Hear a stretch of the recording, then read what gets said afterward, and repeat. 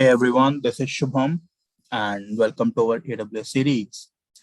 So if in the last few lectures, we have been keep on learning about AWS and its different characteristics and the help that it provides. Now we're going to discuss about this other thing. So AWS can be accessed with the management console, right? This is what we have seen. We have been doing all kind of operations using management console like the dashboard. You're going user groups, users. We're going to account settings, setting the password policies, generating and multi-factor authentication, stuff like that. The same thing you can do with two different ways as well. One is command line interface. You must already be knowing it if you've been doing any kind of Unix Linux operation. Otherwise, you just basically must be knowing it that there are commands you can run and that perform the same thing on your Windows operating system, the way you do using UI UX. And yeah, so the similar way with AWS, one is CLI, one other one is AWS SDK. For CLI, you need to go ahead and install CLI Management Console for that in your Windows, Mac, and any operating, even the operating system you've been working on. And SDK works with different languages.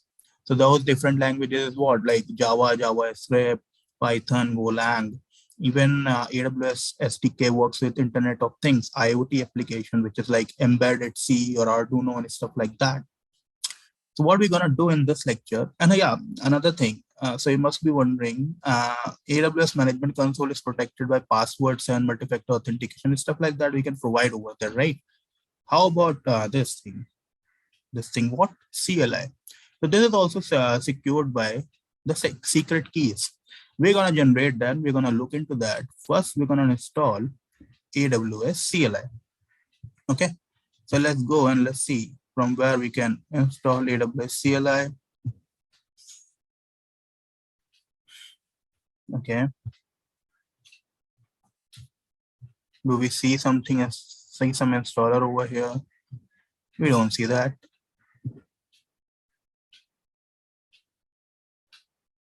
You need to reach a place where you can just go ahead and install. So yeah, so it says AWS CLI MSI installer for Windows 64-bit. You're gonna click on that. It depends on your system, 64-bit, 32-bit, and yeah, like any kind of Windows. So includes both 32 and 64-bit, right? So once that is getting installed, you're just gonna go click on that. It's like similar installation for every application you must have done. You're gonna run it, accept the terms and condition, and you go better install it.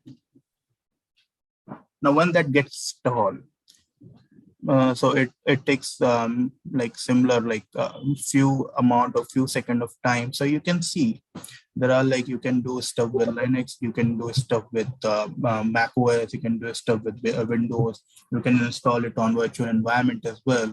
For all of them, the CLI thing has been command line interface has been given.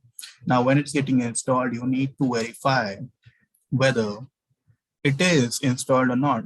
So to do that, it is also very simple thing. The way we would do with Java or Node, Java hyphen version or Node hyphen version, npm hyphen version. Similar thing you can do with AWS on your command line. So it takes sweet amount of time. I won't say it just takes a lot of time, but it takes a little bit amount of time. And let's wait on that.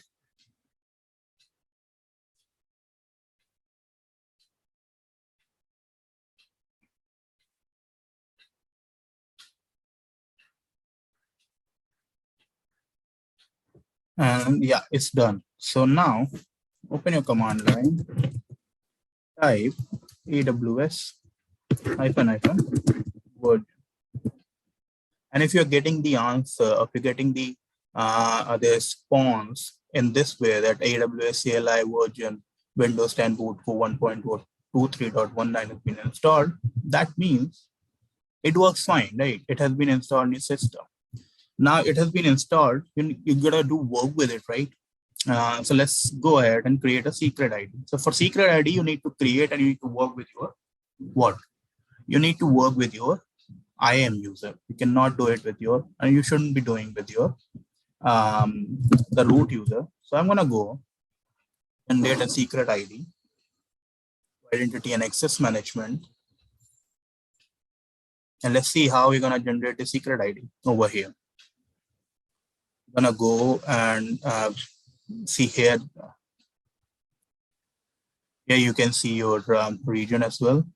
Anyway, I'm gonna go to my user, go to the users again, security credentials.